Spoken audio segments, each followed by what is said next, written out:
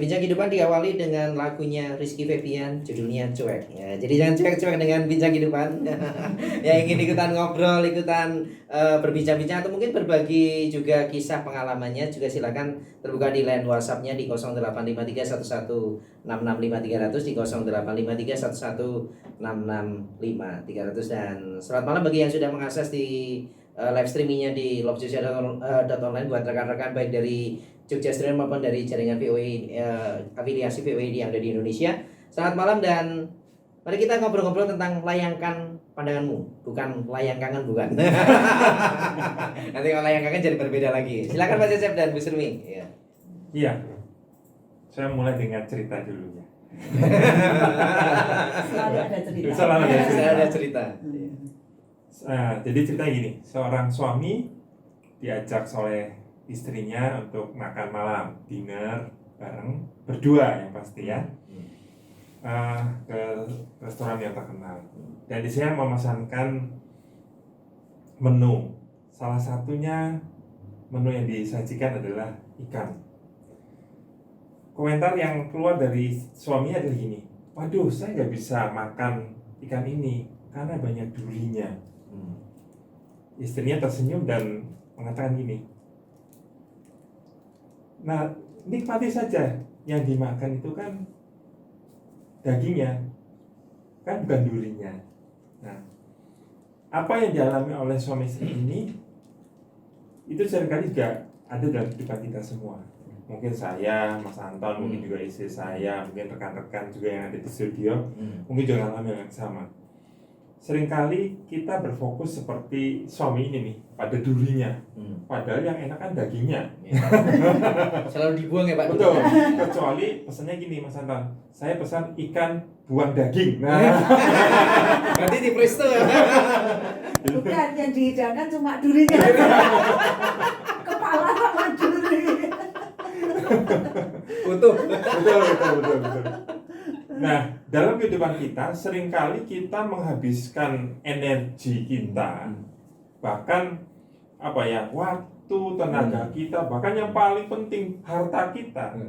Kita fokus untuk hal masalah kita, problem kita, yang selalu kita menjadi fokus dalam kehidupan kita. Itu yang sekali terjadi, habislah energi kita. Nah, kita selalu fokus sebetulnya dengan yang seharusnya tidak fokus dengan yang seharusnya kita jauhkan. Kita lebih fokus sepertinya gini, kita fokus terhadap apa yang sebenarnya kita tidak miliki. Seharusnya kita kan fokus dengan apa yang harusnya kita miliki. Akhirnya apa yang terjadi? Kita akhirnya berandai-andai, menghayal. Contohnya ya, kalau misalkan masih jomblo nih, akhirnya dia akan berandai, aduh enak sekali ya kalau punya pacar. Terus nanti dia akan punya pantun, andaikan kamu rembulan. Nah, nanti pasti seperti itu, akan berpantun-pantun seperti itu, menghayal. Terus kita akhirnya berfokus seharusnya hal yang seharusnya harus kita lakukan. Akhirnya kita berfokus seharusnya kita berfokus yang kita harusnya tidak harus lakukan. Contohnya apa? Karena kita pengen kaya, termotivasi pengen cepat kaya, punya posisi, akhirnya apa? Kita korup. Ya. Nah, saya cukup kaget juga ya minggu lalu sewaktu saya ini kejadian betul ya ini. Saya minggu lalu saya perpanjangan SIM nih. Saya perpanjangan SIM, terus saya tahap pertama tes kesehatan dulu. Setelah tes kesehatan terus dibilang gini sama petugasnya, Bapak setelah ini langsung ada tes psikologi. Loh, buat saya harus tes psikologi, saya baru tahu ya. Terus saya hanya tes, terus saya diberikan lembar jawaban. Ada 30. Lihat itu salah berapa? Ada 30. Ada keluar nilainya. Udah tes saya lagi. Terus salah satu pertanyaan gini, sewaktu Anda melakukan kesalahan yang memalukan, apakah muka Anda tersipu-sipu dan kemerah-merahan? Itu jawabannya iya atau tidak? Katanya saya tidak. Karena saya jadi orang yang malu yang dablek, tidak tahu pemalu. Ya, malu-maluin ya, Pak. Malu-maluin ya. Nah, malam hari ini juga saya mau saya tadi kemarin saya menulis beberapa pertanyaan juga, saya mau tes juga para pendengar. Saya juga di sini yang mendengar, karena saya kemarin dites saya harus tes juga. Balas dendam ceritanya saya. Tapi ini buat introspeksi, buat saya juga mungkin para pendengar juga ya. Nah, saya kasih dulu gini, lebih mudah mana? Ya, tidak perlu bayar, gratis. gratis. Lebih mudah mana? Meminta petugas menyingkirkan semua kerikil tajam yang ada di setiap jalanan atau memakai sepatu agar kaki kita tidak terluka. Apa jawabannya? Ini pertanyaan. Nggak ada pilihan. Silakan direnungkan, dipilih. Ya. Yang kedua, lebih mudah mana? Meminta petugas mensterilkan semua tempat agar tidak ada kuman, atau memperkuat daya tahan kita dengan kita meminum mungkin ya obat-obat atau vitamin. Ya. Yang ketiga, silakan ya direnungkan. Berusaha mencegah setiap mulut agar tidak berbicara sembarangan, atau menjaga hati kita sendiri agar tidak mudah tersinggung atau terluka. Terus, lebih mudah mana? Berusaha menguasai orang lain atau belajar menguasai diri sendiri? Lebih mudah mana? Berusaha agar orang lain berusaha agar orang lain baik kepada kita, atau kita sendiri yang baik kepada orang lain? Ini 30 juga, Pak. Nggak nyampe. Baru 6. Saya diskon. Ya. Lebih mudah mana? Berusaha agar orang lain membuat diri kita bahagia, atau diri kita sendiri yang membuat kita bahagia? Nah, dari sini kalau kita melihat bahwa sebetulnya kalau kita fokus pada diri sendiri, itu lebih baik ketimbang kita menuntut orang lain atau sekitar kita. Nah, kita tidak pernah puas dengan namanya keinginan-keinginan kita. Melihat kondisi yang ada di sekeliling kita seringkali membuat kita akhirnya kita tidak puas. Makanya malam hari ini kenapa saya kasih judul layangkan pandangmu. Seringkali kita melayangkan pandangan ke bias ya, ke sekeliling kita, tapi kita nggak berfokus ke diri kita sebetulnya. Sebetulnya banyak potensi yang ada dalam diri kita yang sebenarnya kita bisa kembangkan. Nah, saya cukup terinspirasi dengan suatu cerita. Ini cerita lagi. Yang malam ini mungkin saya banyak cerita karena ini membuat saya membuat saya sadar akan kehidupan. Di sebuah perguruan tinggi, seorang dosen prof ini langsung mengadakan kuis buat mahasiswanya. Langsung dibagi kertas ujian dan membuat semua mahasiswanya syok.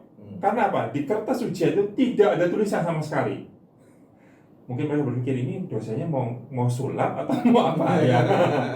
Hanya ada satu titik hitam. Nah, dosennya bilang ini, prof ini bilang ini, coba tuliskan apa yang kamu lihat di selembar kertas putih itu. Setelah selesai dari waktu yang ditentukan, dikumpulkan semua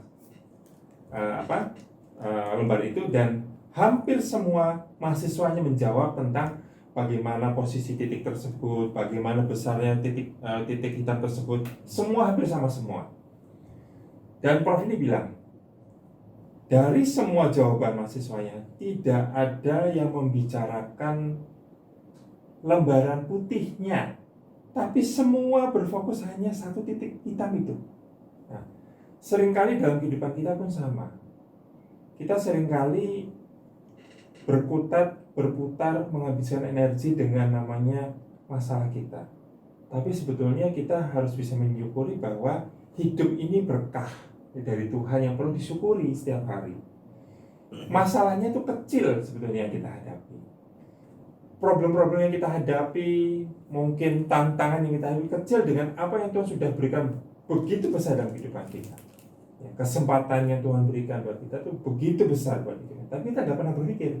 Karena fokus kita tuh hanya hal yang susah-susahnya aja, masalah-masalah aja. Makanya perlu yang kita layangan pada kita, berfokuslah dengan apa yang Tuhan sudah berikan, dengan berfokuslah dan hidup kita yang memang sampai hari ini kita sehat, itu berfokus tuh. Jangan pernah kita parno dengan namanya. Saya punya teman itu sangat parno sekali ya. Istilahnya, iya betul Mas Anton, betul.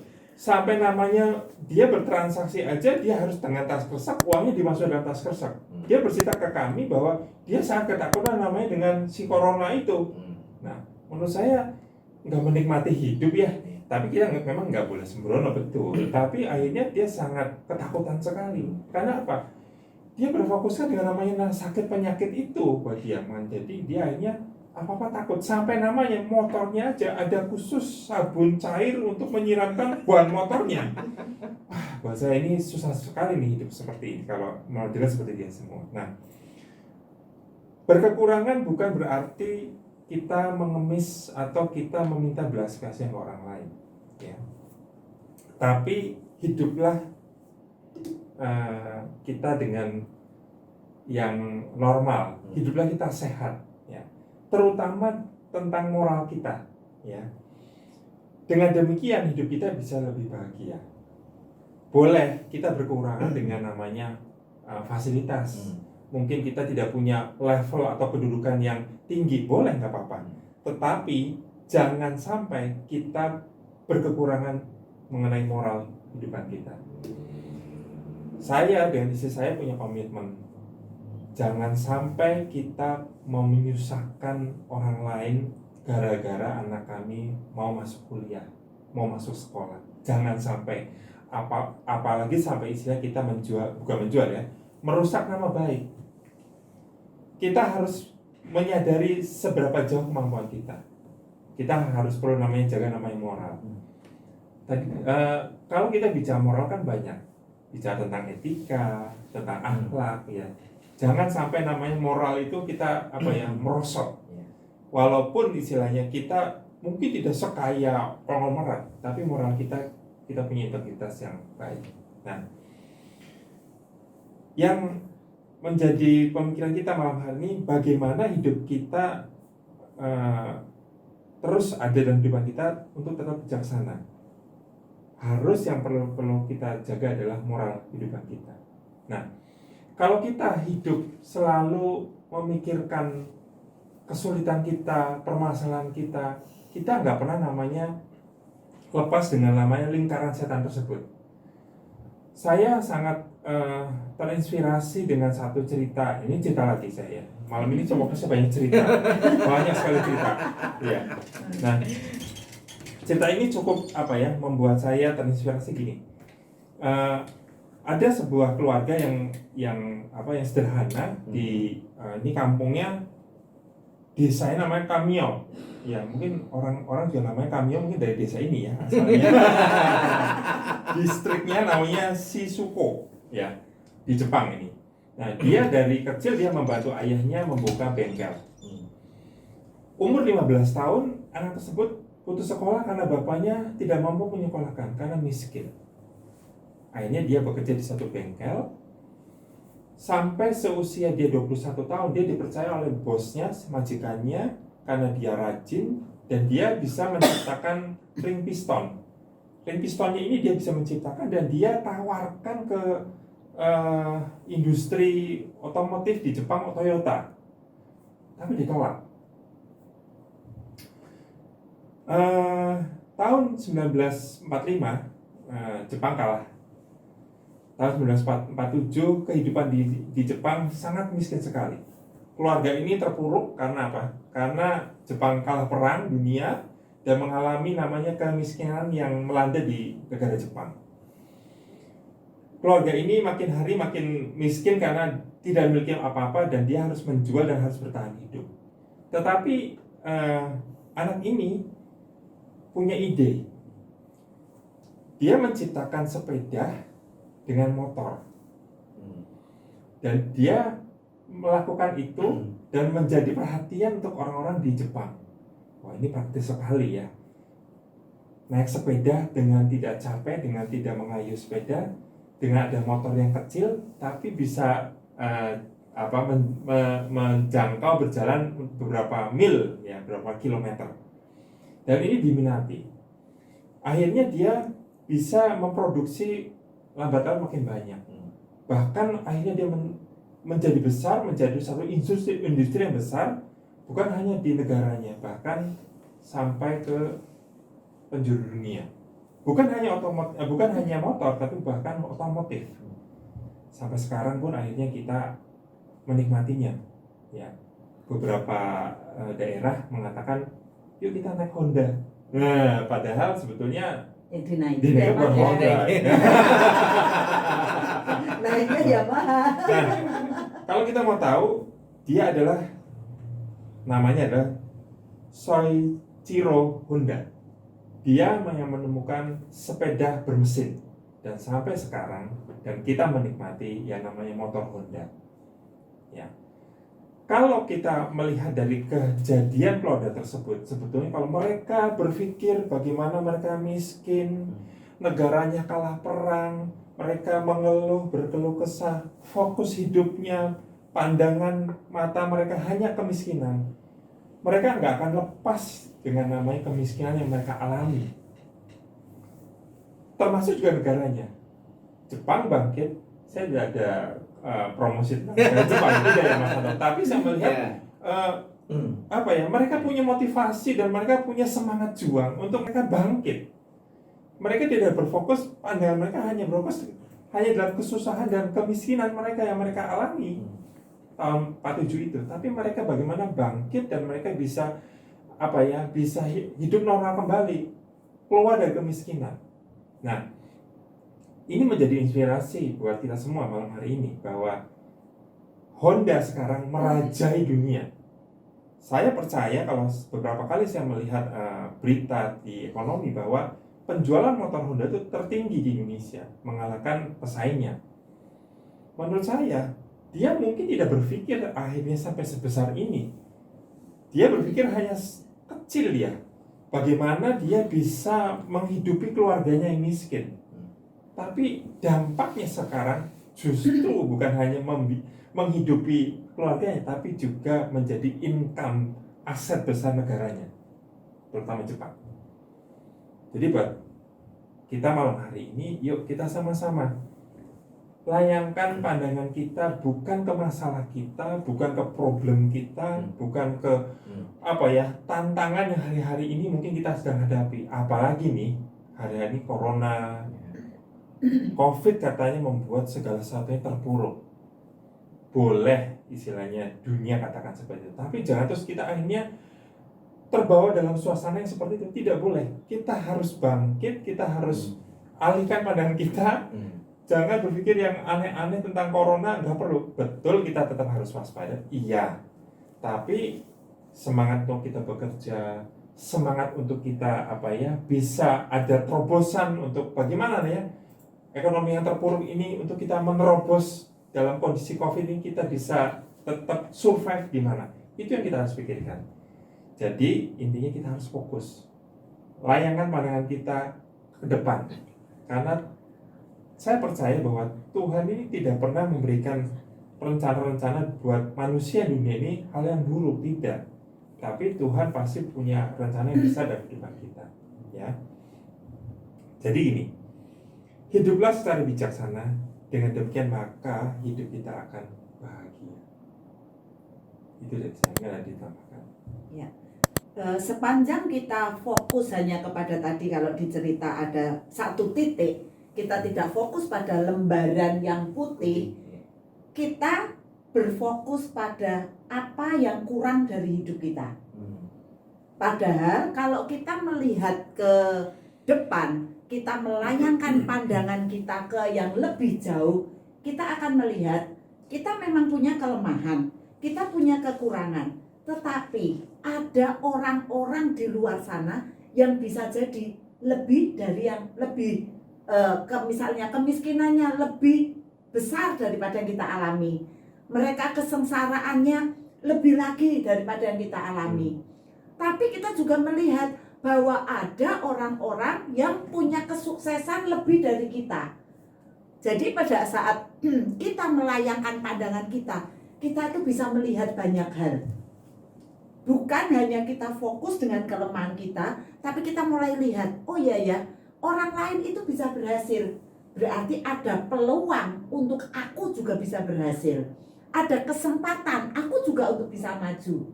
Tapi sepanjang kita hanya lihat titik itu, ya kita hanya jadi seperti katak dalam tempurung. Sudah duniaku hanya sebatas ini, duniaku ya gelap. Tidak ada kesempatan, tidak ada harapan, tidak ada titik terang di mana aku tuh bisa maju, di mana aku tuh bisa mencapai sesuatu yang lebih besar lagi. Itu tidak bisa. Jadi kenapa kita yuk sama-sama malam hari mulai layangkan pandanganmu bahwa ada banyak kesempatan, ada banyak kemungkinan, ada banyak harapan. Itu tuh masih ada. Kenapa di masa pandemi tidak semua orang gagal? Ada, justru di saat pandemi orang-orang malah sukses, orang-orang berhasil. Itu adalah orang-orang yang bisa melihat, memandangkan, melebarkan pandangan seluas-luasnya untuk melihat bahwa oh ini ada peluang ini, oh ada kesempatan yang ini. Itu yang dilakukan. Sehingga tidak hanya terkungkung, ya sudah pandemi, nggak bisa apa-apa, ya sudah mengalami kemerosotan, semua mengalami. Ya, jadi hal yang sama saya sering alami kalau saya ke pasar. Ya, kalau di pasar itu, di pasar memang sepi. Mungkin omset juga banyak yang turun. Dan menjadi bahasa yang umum yang ada di pasar adalah ya keadaan. Nah, jadi hampir setiap mereka kalau ditanya, kok tumben dagangannya masih banyak? Ya keadaan. Nanti ganti berdagang, nggak tahu. Bisa bahasanya itu seragam gitu loh. Jadi sepertinya itu seperti atmosfer yang sudah dibangun bahwa ya sudah mau apa lagi? Ini keadaannya begini, kita nggak bisa mau bisa mencapai omset yang lebih tinggi, nggak bisa. Padahal seharusnya itu bisa. Kenapa? Buktinya yang lain ada yang bisa juga. Mereka justru mendapatkan omset tertinggi berlipat kali ganda justru pada saat-saat pandemi. Sebelum pandemi mereka nggak pernah dapat omset sebesar itu gitu. Jadi mungkin sama dengan Ronda tadi, pada saat kondisi membaik dia menawarkan produknya nggak laku. Tapi justru saat kalah perang, sudah kondisi minus, dia menawarkan. Walaupun dia tidak menawarkan, ini lo beli ini enggak. Dia kreasi, buat sesuatu yang baru. Dan itu justru yang membuat dia jadi pahlawan. Minimal pahlawan buat keluarganya. Tapi ternyata apa yang dia lakukan bukan hanya berguna untuk keluarga, tapi berguna juga buat satu negara. Nah, jadi ayo layangkan pandanganmu tuh seluas-luasnya. Bukan untuk iri dengan yang lain. Kok dia gini-gini, bukan. Tapi dengan kita melayangkan pandangan kita semakin luas, kita melihat, oh ada peluang itu, oh ada kesempatan itu, oh ada harapan untuk maju, oh ada harapan untuk aku terus bergerak, untuk berusaha, untuk mendapatkan sesuatu yang lebih daripada kita cuma duduk merenungi nasib, kita duduk merasa semakin nggak bisa apa-apa, terpuruk, sedih dan sebagainya, imun turun dan kita bisa jadi sakit. Nah itu aja. Ya, semuanya. Jadi kita dapat PR malam hari ini. PR merenungkan. Tadi yang seperti sudah sampaikan Pak, ada berapa tadi? 6 ya Bu? 6 ya. 6 pertanyaan. Refleksi itu ya. Ya, 6 pertanyaan refleksi. Silakan jawab sendiri. Ada 2 piring cantik. Silakan ambil di dapur masing-masing. Silakan ambil di dapurnya masing-masing. Kita break dulu di program Bincang Kehidupan malam hari ini. Baik, kita kembali di program Bincang Kehidupan di kesempatan malam hari ini. Jujur semuanya, terima kasih bagi Jujur yang masih tetap stay tune di program malam hari ini. Dan masih terbuka Q&A sampai nanti pukul 9 malam. Silakan di 0853 1166 5300 di 0853 1166 5300. Baik, Pak Cecep, di ada 3 pertanyaan yang masuk malam hari ini. Mungkin yang lainnya masih dalam tahap merenung ya, Pak. Ya, Menjawab tadi yang 6 tadi. bingung. Menjawab wah ini Yang ya. mana? Nah, apalagi saya sempat tadi disebutkan bahwa ada tersedia 2 piring cantik tapi ambil di dapur masing-masing. Jadi sudah memilih piring cantik mana yang harus ambil. Sudah pilih piringnya sebelum menjawab. Iya, betul. Ya, pertanyaan yang pertama atas nama Nela Paku yang ada di Timor Leste. Ya, ini pertanyaannya bagus sekali dan saya berharap ini yang menjadi menjadi bagian dari yang kita hadapi setiap hari. Saya sering bermasalah dengan cara saya memandang. Tiap kali ada masalah, saya memandang itu sebagai rintangan yang menjatuhkan dan pikiran ini cenderung banyak negatif. Bagaimana untuk saya bisa memandang yang terjadi sebagai hal-hal yang positif dan membangun dalam kehidupan saya? Terima kasih. Iya, berarti tadi siapa? Nela Paku. Mela. Ya, memang kita diperhadapkan namanya situasi yang apa ya, yang real ya, fakta. Fakta itu tidak bisa namanya membantah. Contohnya seperti saat saya ini kan COVID. Tadi dikatakan kondisi pas saja bilang ya ini keadaan makanya sepi. Kita nggak bisa namanya lari dari hal yang memang nyata di depan kita. Dan itu akhirnya membuat satu kepercayaan yang akhirnya terekam di pikirannya bahwa ini susah, ini kondisi seperti ini nggak memungkinkan. Tetapi kalau tadi cerita dari si Honda tadi, kalau dia berpikir sama seperti itu, dia berpikir bahwa negara sudah kalah perang dan berdampak ke keluarga saya miskin. Dia melihat seperti itu terus dan dia tidak pernah melihat ke depan. Di ujung sana masih ada harapan. Selamanya dia akan meratapi nasib terus. Gimana caranya? Nela tadi salah satunya ubah dengan fakta yang ada.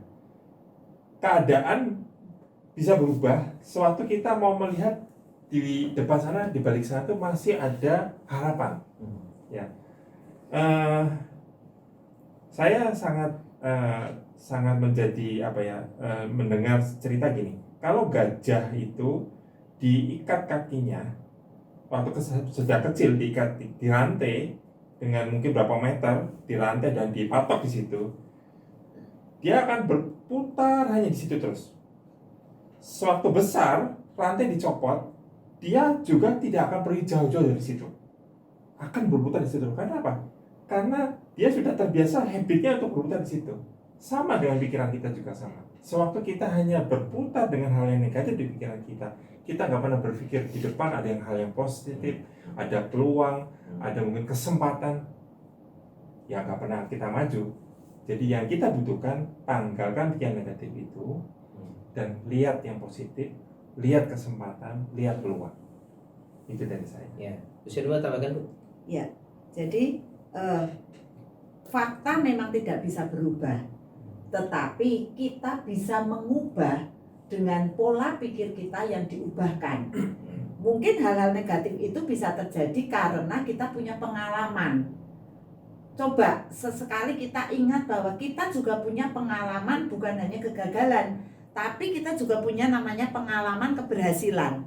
Nah, pada saat kita ini mengingat bahwa kita pernah punya pengalaman keberhasilan, itu akan membuat kita punya harapan lagi. Iya ya, aku pernah berhasil kok.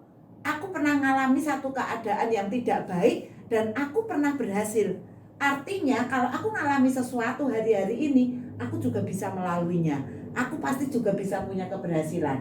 Nah, fokuskan pada pengalaman keberhasilan yang pernah kita capai. Tapi kalau kita fokusnya adalah kegagalan, maka kita akan selalu berpikir negatif. Ya sudahlah, sama kok, paling juga akan gagal, paling juga nggak akan tercapai, nah kita hanya akan berfokus pada kegagalan kita. Tapi kalau kita fokusnya pada kita pernah berhasil, maka kita juga pasti akan bisa mengubah fakta yang terjadi itu berubah dari dalam hidup kita. Terutama kita memang tidak bisa mengubah COVID jadi berubah, tidak, tapi sikap hati kita, perilaku kita itu jadi berubah, sekalipun faktanya itu memang tidak memungkinkan. Seperti itu. Ya, lalu saya akan lanjutkan dengan pertanyaan yang kedua. Ini juga tidak kalah menarik.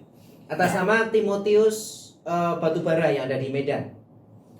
Kenapa saya sering tidak bisa melihat peluang yang ada, namun ada teman-teman saya yang bisa melihat banyak peluang dan mengerjakannya lalu berhasil.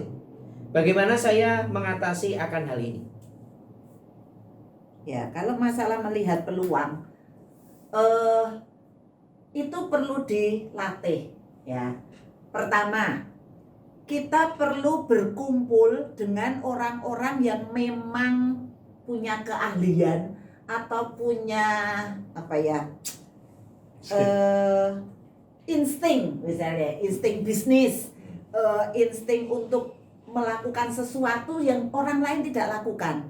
Jadi yang pertama harus dilakukan, jangan kumpul dengan orang yang sama-sama apatis, jangan kumpul sama orang-orang yang sama-sama gagal, ya. Jadi berkumpullah dengan orang-orang yang itu tadi punya pengharapan, punya semangat, punya peluang. Kumpul itu dulu minimal. Dengan kita berkumpul dengan orang-orang yang positif, itu atmosfer akan mengubah hidup kita, ya. Karena pada saat orang lain mengatakan yang positif, ini mungkin kok, kesempatan ini bisa kok, ini bisa lewat ini dengan cara ini. Nah, dengan begitu akan muncul pengharapan di dalam hidup kita. Minimal dalam hati kita, iya ya, kok aku nggak bisa lihat ya, ternyata ada peluang di balik hal-hal yang mungkin rasanya tidak mungkin gitu. Kok dia bisa melihat? Ya kumpullah dengan orang-orang yang bisa melihat. Akhirnya dari kita mengamati, melihat, coba mulai kita mencobanya, ya, mulai mempraktekkan. Oh ternyata betul, dia bisa melihat. Ya, kalau sepanjang kita kumpulnya hanya dengan orang yang gagal, orang yang berkeluh kesah, orang yang menggerutu, orang yang putus asa, ya jadilah seperti itu.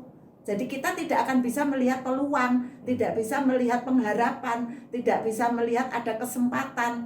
Ya karena memang tidak ada yang bisa melihat. Kumpulannya semuanya orang yang tidak bisa melihat. Tapi saat kita kumpul dengan orang yang minimal satu aja orang bisa melihat, kita akan dituntun. Akhirnya kita akan bisa ikut seperti yang mereka lihat. Ada kesempatan, oh kita juga bisa ikut lihat kesempatan. Ya, Raisima tambah Pak. Ya, jangan pernah takut namanya dengan mencoba. Seringkali kalau misalnya kita kumpul ya, hari-hari ini kan mungkin beberapa bisnis itu didominasi dengan bisnis online. Ya. Orang seringkali yang belum pernah, ada namanya ketakutan. Aduh, kalau saya mulai dari awal, mungkin enggak ya? Bisa enggak ya? Tapi mungkin sudah termotivasi karena kita kumpul dengan orang yang sudah mungkin ngalami dan sukses. Tapi untuk melangkah yang pertama itu paling susah loh Mas Anton. Nah, butuh keberanian. Karena kegagalan itu bukan terus akhirnya semuanya diruntuh. Sampai akhirnya kita terpuruk, tidak lah. Orang-orang sukses tentu pernah mengalami namanya kegagalan. Jadi mulailah dan mencoba untuk kita mengalami namanya kesuksesan. Ya, asik semuanya di Bincang Kehidupan. Waktunya masih tinggal 4 menit. Dan masih ada satu pertanyaan lagi. Ini juga datang dari Jogja yang ada di Indonesia bagian timur, yang paling timur nih ya. Jadi saya akan bacakan atas nama Walber Fujita yang ada di Tembagapura. Kenapa saat kondisi buruk, pandangan dan penilaian saya juga otomatis menjadi buruk, sehingga yang dipikirkan yang tidak dan malah timbul banyak ketakutan dalam hidup saya. Bagaimana saya bisa mengubah ini menjadi hal-hal yang baik seperti yang tadi disampaikan? Oke. Ya, yang tadi seperti disampaikan di awal, sewaktu kita memikirkan hal yang negatif, pasti respon kita ketakutan, ya tidak berani, itu pasti. Jadi tadi dikatakan di saya betul, fakta tidak bisa namanya kita rubah terus tiba-tiba COVID-nya kabur, itu tidak mungkin ya, kecuali COVID ya. COVID ya itu. Ya. Nah itu mungkin bisa ya. Suruh keluar. Tapi kita perlu gini, kita rubah, maksudnya gini, kalau kita saya mengalami juga sama ya. Awal-awal kita pandemi itu kan rasanya kota ini ketakutan sekali. Keluar aja takut, jangan nanti ada coronanya bolak-balik mondar-mandir. kayak tukang bakso aja. Saya bikin neng. Aku lewat.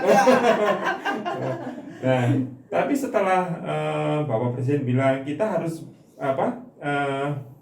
berdampingan, Iya. bekerja, beraktivitas. Akhirnya sekarang malah saya pikir sembrono saya lihatnya sekarang. Jadi tidak pakai masker dan segala macam. Dianggap tidak ada gitu, Pak. Nah, iya. Itu kan memang situasi. Akhirnya membuat kita akhirnya mencekam dan takut. Sama dalam kehidupan juga sama. Sewaktu kita memikirkan hal yang negatif, yang buruk, respon kita, tindakan kita pun akhirnya sama, mengikuti. Gimana caranya? Rubah. Taruh di pikiran kita bahwa segala sesuatunya positif. Ya, contoh misalkan, aduh, kenapa ya saya nggak keterima di perusahaan itu? Kok malah orang lain yang keterima? Padahal aku udah sarjana, udah punya pengalaman segala macam. Kok nggak keterima? Kenapa? Mungkin kita nggak tahu di balik itu.